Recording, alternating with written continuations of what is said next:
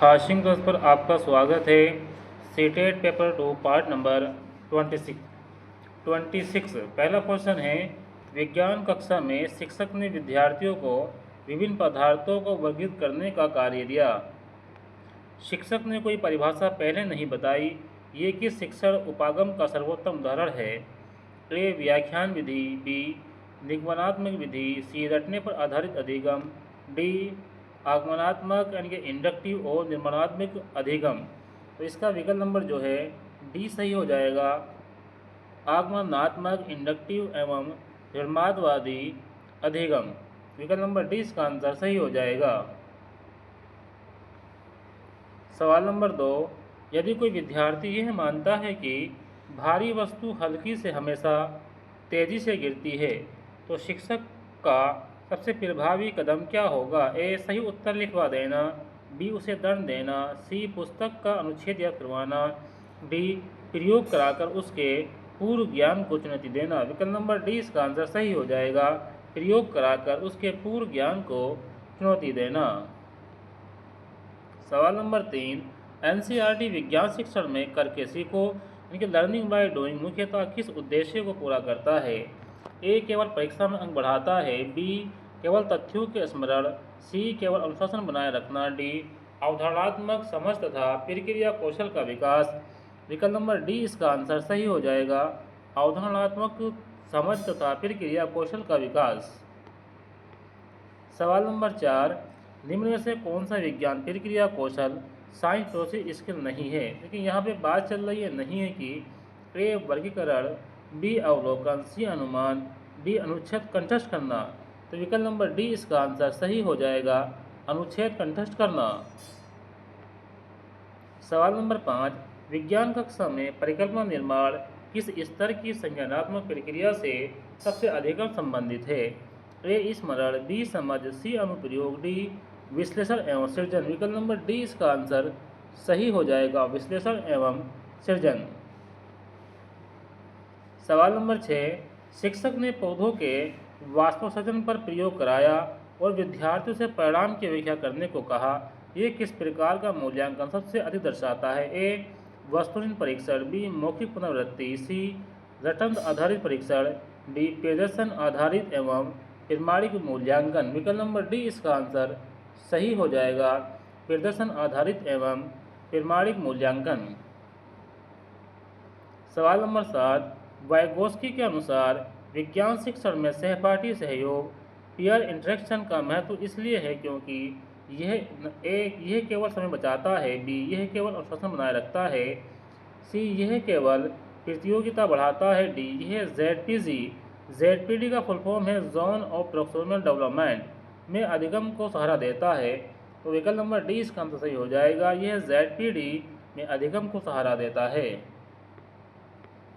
सवाल नंबर 8, यदि शिक्षक सभी विद्यार्थियों को समान प्रयोग, समान समय, समान सहायता देता है तो समावेशी शिक्षा के संदर्भ में यह क्यों उचित नहीं माना जाएगा? ए क्योंकि प्रयोग आवश्यक नहीं है, बी क्योंकि विज्ञान में सहायता देनी नहीं चाहिए, सी क्योंकि सभी को अलग पुस्तक चाहिए, डी क्योंकि समानता और समता विभिन्न धारणाएं हैं। विकल्प नंबर डी इसका आंसर सही हो जाएगा, क्योंकि समानता यानी कि इक्वालिटी और समता भिन्न अवधारणाएं हैं। सवाल नंबर 9, विज्ञान शिक्षण में त्रुटि विश्लेषण एरर एनालिसिस का प्रमुख उद्देश्य है। एक कमजोर विद्यार्थियों को अलग करना, बी केवल अंक देना, सी परीक्षा कठिन बनाना, डी भ्रांतियों की पहचान कर उपचारात्मक शिक्षण करना। विकल्प नंबर डी इसका आंसर सही हो जाएगा, भ्रांतियों की पहचान कर उपचारात्मक शिक्षण करना। सवाल नंबर 10, एनसीईआरटी के अनुसार विज्ञान का अध्ययन मुख्यतः किस पर आधारित होना चाहिए? ए केवल परिभाषाओं पर, बी केवल सूत्रों पर, सी केवल प्रयोगशाला पर, डी जिज्ञासा, अन्वेषण, साक्ष्य और तर्क पर। विकल्प नंबर डी इसका आंसर सही हो जाएगा, जिज्ञासा, अन्वेषण और साक्ष्य और तर्क पर। सवाल नंबर 11, यदि किसी प्रयोग में अपेक्षित परिणाम न आए तो शिक्षक को सबसे पहले क्या करना चाहिए? ए प्रयोग को असफल घोषित करना, बी विद्यार्थी को गलत ठहराना, सी उत्तर बता देना, डी प्रक्रिया चर यानी वेरिएबल्स और अवलोकन की समीक्षा कराना। विकल्प नंबर डी इसका आंसर सही हो जाएगा, प्रक्रिया चर और अवलोकनों की समीक्षा कराना। सवाल नंबर 12, खुले प्रश्न विज्ञान कक्षा में क्यों उपयोगी है? ए, क्योंकि उनका एक उत्तर होता है। बी, क्योंकि वे जल्दी जांच लिए जाते हैं। सी, क्योंकि वे केवल प्रतिभाशाली विद्यार्थियों के लिए हैं। डी, क्योंकि वे तर्क, व्याख्या और बहुविकल्पीय सोच को बढ़ावा देते हैं। विकल्प नंबर डी इसका आंसर सही हो जाएगा, क्योंकि वे तर्क, व्याख्या और बहुविकल्पीय सोच को बढ़ावा देते हैं। सवाल नंबर 13, ब्लूम टैक्सोनॉमी के अनुसार किसी वैज्ञानिक सिद्धांत की सीमाओं का मूल्यांकन करना किस स्तर का प्रश्न है? ए, स्मरण। बी, समझ। सी, अनुप्रयोग। डी, मूल्यांकन। विकल्प नंबर डी इसका आंसर सही हो जाएगा, मूल्यांकन। सवाल नंबर 14, शिक्षक ने विद्यार्थियों से स्थानीय जल स्रोतों का सर्वेक्षण कराया। यह किस प्रकार के विज्ञान अधिगम का उदाहरण है? ए, निष्क्रिय अधिगम। बी, केवल सैद्धांतिक अधिगम। सी, रटंत अधिगम। डी, संदर्भ आधारित एवं अनुभवात्मक अधिगम। विकल्प नंबर डी इसका आंसर सही हो जाएगा, संदर्भ आधारित एवं अनुभवात्मक अधिगम। सवाल नंबर 15, विज्ञान प्रयोगशाला में सुरक्षा नियमों का पालन कराने का सर्वोत्तम तरीका है? ए, केवल नियम लिखवा देना। बी, दंड देना। सी, प्रयोग रोक देना। डी, प्रदर्शन एवं अभ्यास के माध्यम से व्यवहार विकसित करना। विकल्प नंबर डी इसका आंसर सही हो जाएगा। सवाल नंबर 16, यदि विद्यार्थी किसी अवधारणा को विभिन्न परिस्थितियों में लागू कर सकता है तो यह किसका संकेत है? ए, केवल स्मृति। बी, केवल पुनरावृत्ति। सी, केवल अनुकरण। डी, स्थानांतरण। विकल्प नंबर जो है इसका सही हो जाएगा डी, स्थानांतरण, ट्रांसफर फॉर लर्निंग। सवाल नंबर 17, विज्ञान में स्कैफोल्डिंग का अर्थ है? ए, स्थायी सहायता देना। बी, केवल उत्तर बताना। सी, कठिन प्रश्न हटाना। डी, आवश्यकता अनुसार अस्थायी सहायता देकर धीरे धीरे हटाना। विकल्प नंबर डी इसका आंसर सही हो जाएगा, आवश्यकता अनुसार अस्थायी सहायता देकर धीरे धीरे हटाना। सवाल नंबर 18, पियाजे के अनुसार कक्षा 6-8 के अधिकांश विद्यार्थी किस संज्ञानात्मक अवस्था की ओर बढ़ रहे होते हैं? ए, संवेदी गत्यात्मक। बी, पूर्व संक्रियात्मक। सी, औपचारिक संक्रियात्मक पूर्णतः। डी, ठोस संक्रियात्मक से औपचारिक संक्रियात्मक की ओर। विकल्प नंबर डी इसका आंसर सही हो जाएगा, ठोस संक्रियात्मक से औपचारिक संक्रियात्मक की ओर। सवाल नंबर 19, विज्ञान कक्षा में प्रेडिक्ट ऑब्जर्व एक्सप्लेन POE रणनीति का मुख्य उद्देश्य है? ए, केवल उत्तर याद कराना। बी, केवल प्रयोग दिखाना। सी, केवल अवलोकन कराना। डी, पूर्व धारणाओं की जांच, अवलोकन और वैज्ञानिक व्याख्या विकसित करना। विकल्प नंबर डी इसका आंसर सही हो जाएगा, पूर्व धारणाओं की जांच, अवलोकन और वैज्ञानिक व्याख्या विकसित करना। सवाल नंबर 20, यदि शिक्षक केवल पाठ्यपुस्तक के प्रश्नों पर आधारित परीक्षण लेता है तो वह मुख्यतः किसका आकलन कर रहा है? ए, प्रक्रिया कौशल। बी, वैज्ञानिक दृष्टिकोण। सी, समस्या समाधान क्षमता। डी, सीमित विषय वस्तु ज्ञान। विकल्प नंबर डी इसका आंसर सही हो जाएगा, सीमित विषय वस्तु ज्ञान। सवाल नंबर 21, विज्ञान में चर यानी कि वेरिएबल की अवधारणा समझाने का सबसे प्रभावी तरीका क्या है? ए, परिभाषा रटवाना। बी, सूत्र लिखवाना। डी, केवल उदाहरण देना। डी, नियंत्रित प्रयोग का विश्लेषण कराना। विकल्प नंबर डी इसका आंसर सही हो जाएगा, नियंत्रित प्रयोग का विश्लेषण कराना। सवाल नंबर 22, उपचारात्मक शिक्षण रिमेडियल टीचिंग प्रारंभ करने से पहले शिक्षक को क्या करना चाहिए? ए, नया अध्याय शुरू करना। बी, अधिक गृह कार्य देना। सी, दंड देना। डी, नैदानिक मूल्यांकन करना। विकल्प नंबर डी इसका आंसर सही हो जाएगा, नैदानिक मूल्यांकन करना। सवाल नंबर 23, विज्ञान शिक्षण में स्थानीय संसाधनों का उपयोग क्यों महत्वपूर्ण है? ए, क्योंकि वे हमेशा सस्ते होते हैं। बी, क्योंकि वे पाठ्यपुस्तक का स्थान ले लेते हैं। सी, क्योंकि प्रयोगशाला की आवश्यकता नहीं रहती। डी, क्योंकि वे अवधारणाओं की विद्यार्थियों को जीवन से जोड़ते हैं। विकल्प नंबर डी इसका आंसर सही हो जाएगा, क्योंकि वे अवधारणाओं को विद्यार्थियों के जीवन से जोड़ते हैं। सवाल नंबर 24, यदि विद्यार्थी किसी वैज्ञानिक दावे के समर्थन में साक्ष्य प्रस्तुत करता है तो मुख्यतः कौन सा कौशल प्रदर्शित कर रहा है? ए, स्मरण, बी, नकल, सी, पुनरुत्पादन, डी, साक्ष्य आधारित तर्क। तो विकल्प नंबर डी इसका आंसर सही हो जाएगा, साक्ष्य आधारित तर्क। इसको अंग्रेजी में कहेंगे एविडेंस बेस्ड रीजनिंग। सवाल नंबर 25, विज्ञान कक्षा में कॉन्सेप्ट मैपिंग का प्रमुख उद्देश्य है? ए, केवल नोट्स बनाना। बी, केवल चित्र बनाना। सी, केवल याद करना। डी, अवधारणाओं के बीच संबंधों को संगठित रूप से प्रदर्शित करना। विकल्प नंबर डी इसका आंसर सही हो जाएगा, अवधारणाओं के बीच संबंधों को संगठित रूप से प्रदर्शित करना। सवाल नंबर 26, निम्न में से कौन सा प्रश्न उच्च स्तरीय वैज्ञानिक चिंतन को सर्वाधिक प्रोत्साहित करता है? ए, जल का सूत्र क्या है? बी, परिभाषा लिखिए। सी, सूची बनाइए। डी, यदि पृथ्वी पर वायुमंडल ना हो तो जीवन पर क्या प्रभाव पड़ेगा? कारण सहित स्पष्ट कीजिए। विकल्प नंबर डी इसका आंसर सही हो जाएगा, यदि पृथ्वी पर वायुमंडल ना हो तो जीवन पर क्या प्रभाव पड़ेगा? कारण सहित स्पष्ट कीजिए। सवाल नंबर 27, विज्ञान शिक्षण में इंक्वायरी सर्किल का सही क्रम है? ए, बी, सी। विकल्प नंबर डी इसका आंसर सही हो जाएगा। पहले इसमें प्रश्न आएगा, फिर परिकल्पना, फिर अन्वेषण, प्रयोग, विश्लेषण और निष्कर्ष। इस तरह से ये जो है क्रम चलेगा इंक्वायरी साइकिल का। प्रश्न, परिकल्पना, अन्वेषण यानी कि प्रयोग, विश्लेषण, निष्कर्ष। देखिए यहाँ इधर लास्ट में क्या है निष्कर्ष है, शुरू में क्या है प्रश्न है। विकल्प नंबर डी इसका आंसर सही हो जाएगा।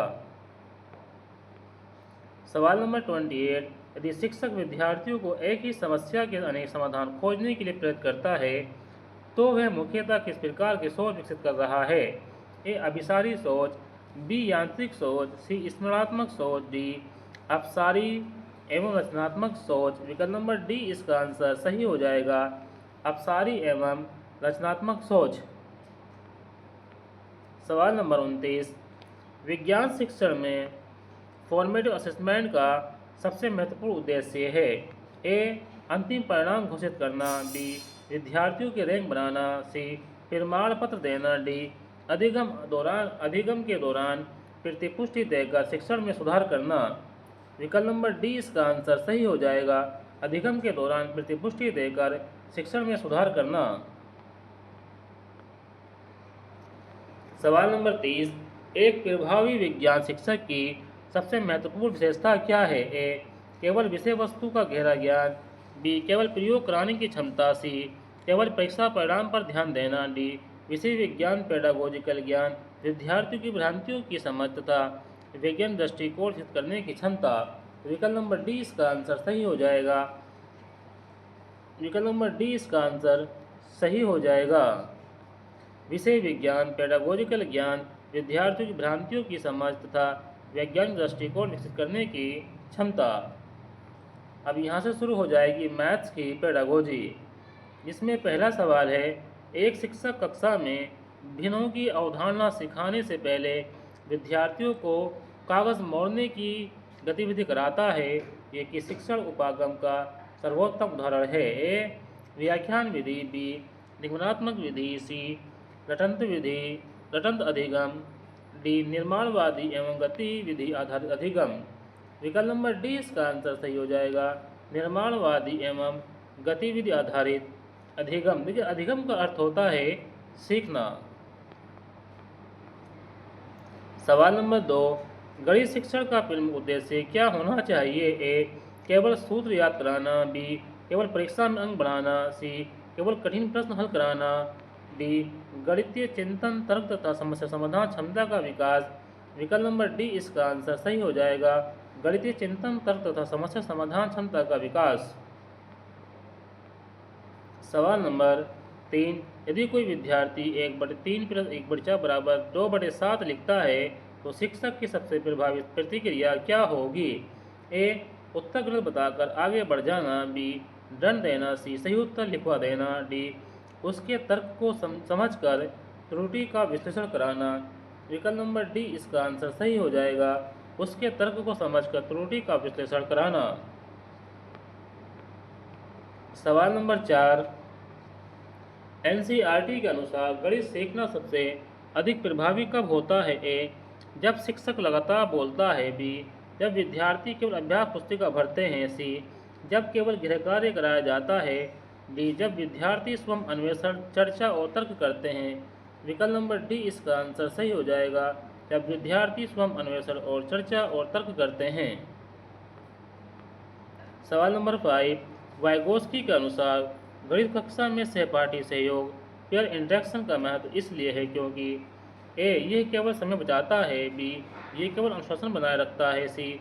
यह केवल प्रतियोगिता बढ़ाता है। डी. यह ZPD जोन और प्रॉक्सिमल डेवलपमेंट में अधिगम को सहारा देता है। विकल्प नंबर डी इसका आंसर सही हो जाएगा। यह ZPD में अधिगम को सहारा देता है।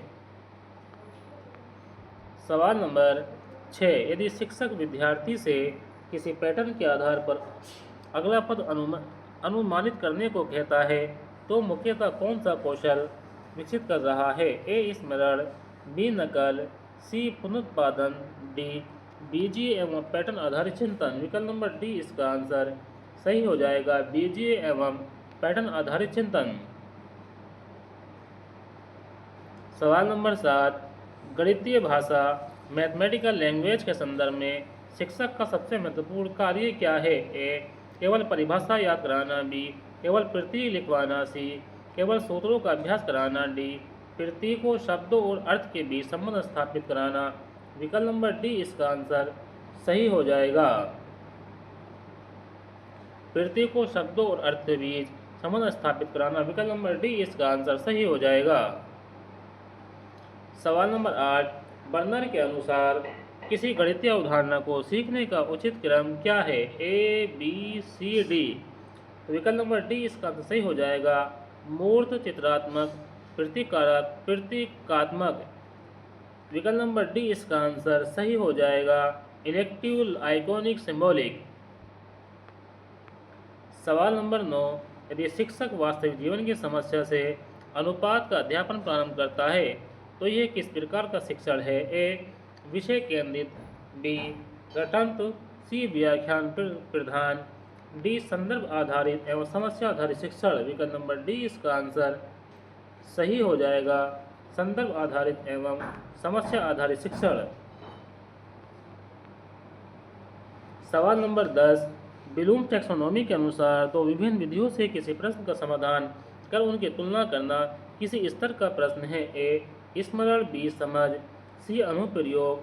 डी. विश्लेषण एवं मूल्यांकन। विकल्प नंबर डी इसका आंसर सही हो जाएगा। विश्लेषण एवं मूल्यांकन। सवाल नंबर 11, गणित कक्षा में खुला प्रश्न क्यों उपयोगी है? ए. क्योंकि उसका केवल एक उत्तर होता है। बी. क्योंकि वे जल्दी जांचा जाता है। सी. क्योंकि वे केवल मेधावी विद्यार्थियों के लिए है। डी. क्योंकि वे अनेक रणनीतियाँ और तर्क को प्रोत्साहित करता है। तो विकल्प नंबर डी इसका आंसर सही हो जाएगा, क्योंकि वे अनेक रणनीतियाँ और तर्क को प्रोत्साहित करता है।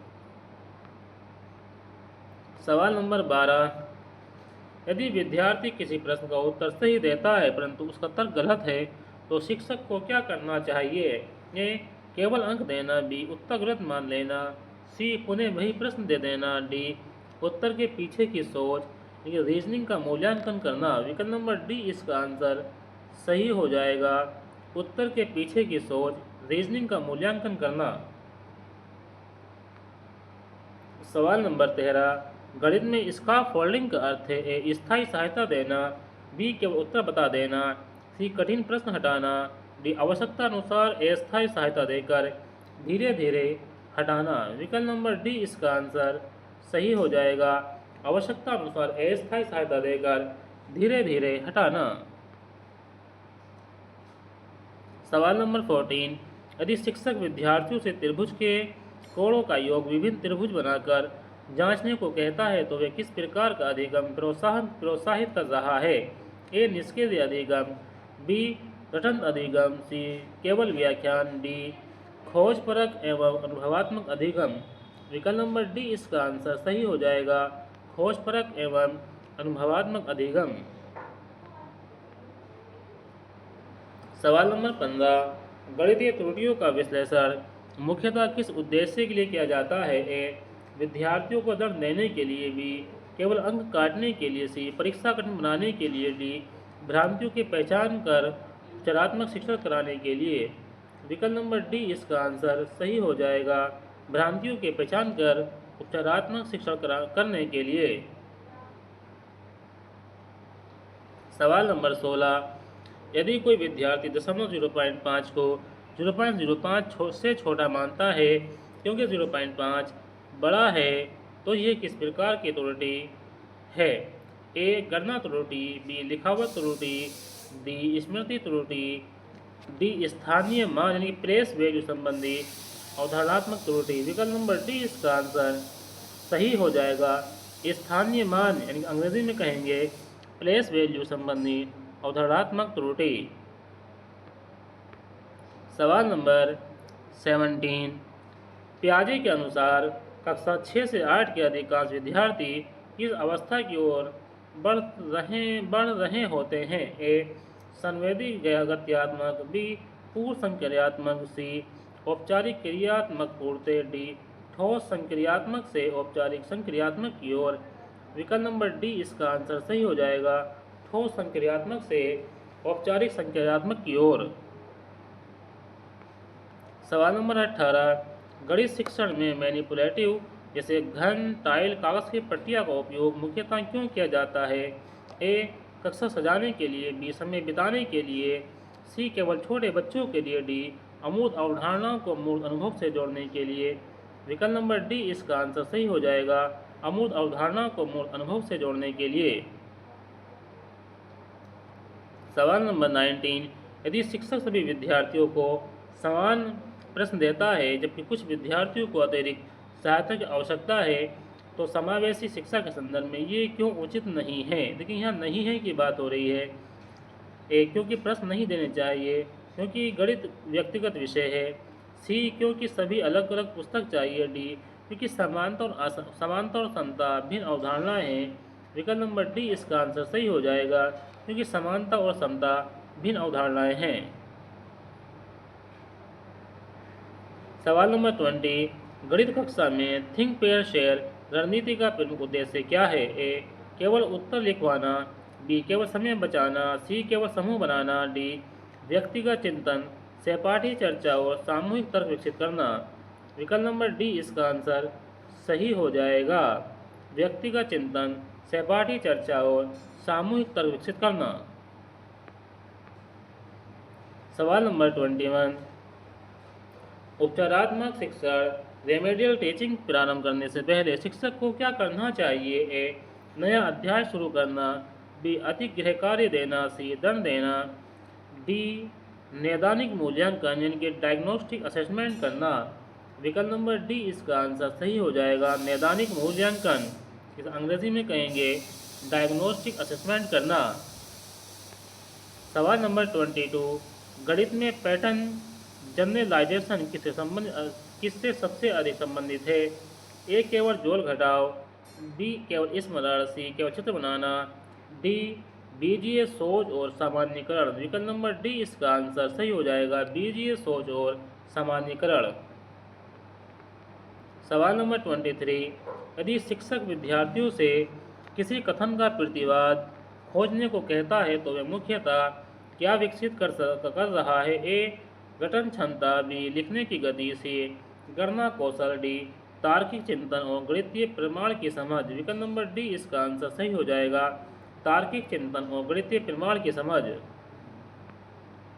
सवाल नंबर 24, फॉर्मेटिव असेसमेंट का सबसे महत्वपूर्ण उद्देश्य क्या है? ए. अंतिम परिणाम घोषित करना, बी. विद्यार्थियों की रैंक बनाना, सी. प्रमाण पत्र देना, डी. अधिगम के दौरान प्रतिपुष्टि देकर शिक्षण में सुधार करना। विकल्प नंबर डी आंसर सही हो जाएगा। अधिगम के दौरान प्रतिपुष्टि देकर शिक्षण में सुधार करना। सवाल नंबर 25, यदि शिक्षक किसी प्रश्न के अनेक सही समाधान स्वीकार करता है तो वे किस प्रकार की सोच को प्रोत्साहित कर रहा है? ए अभिसारी सोच, बी यांत्रिक सोच, बी स्मरणात्मक सोच, डी अपसारी डाइवर्जेंट एवं रचनात्मक गणितीय सोच। विकल्प नंबर डी इसका आंसर सही हो जाएगा। अपसारी डाइवर्जेंट एवं रचनात्मक गणितीय सोच। सवाल नंबर 26, गणितीय प्रमाण प्रूफ का प्रारंभिक उद्देश्य मध्य विद्यालय स्तर पर क्या होना चाहिए? ए केवल औपचारिक प्रमेय याद कराना, बी केवल परीक्षा की तैयारी, सी केवल प्रतीकों का अभ्यास, डी तर्क औचित्य और गणितीय विश्वास का विकास। विकल्प नंबर डी इसका आंसर सही हो जाएगा। तर्क औचित्य और गणितीय विश्वास का विकास। सवाल नंबर 27, यदि कोई शिक्षक स्थानीय बाजार मानचित्र समय सारणी और मापतोल को गणित शिक्षण में शामिल करता है तो ये किसका उदाहरण है? ए व्याख्यान विधि, बी पाठ्य पुस्तक के शिक्षण, सी तटंत्र अधिगम, डी गणित का जीवन से एकीकरण। विकल्प नंबर डी इसका आंसर सही हो जाएगा। गणित का जीवन से एकीकरण, मैथमेटाइजेशन ऑफ एक्सपीरियंस। सवाल नंबर 28, गणित में अनुमान सिखाने का प्रमुख उद्देश्य क्या है? ए केवल सटीक उत्तर प्राप्त करना, बी केवल लंबी गणना करना, सी केवल सूत्र याद करना, डी परिमाण बोध और तर्क संगत निर्णय क्षमता विकसित करना। विकल्प नंबर डी इसका आंसर सही हो जाएगा। परिणाम बोध, परिमाण बोध और तर्क संगत निर्णय क्षमता विकसित करना। सवाल नंबर 29, एक प्रभावी गणित शिक्षक की सबसे महत्वपूर्ण विशेषता क्या है? ए केवल कठिन प्रश्न हल करना, बी केवल तेज गणना करना, सी केवल पाठ्य पुस्तक समाप्त करना, डी विद्यार्थियों की सोच को समझकर उपयुक्त पेडागोजिकल रणनीतियाँ अपनाना। विकल्प नंबर डी इसका आंसर सही हो जाएगा। विद्यार्थियों की सोच को समझकर उपयुक्त पेडागोजिकल रणनीतियाँ अपनाना। सवाल नंबर 30,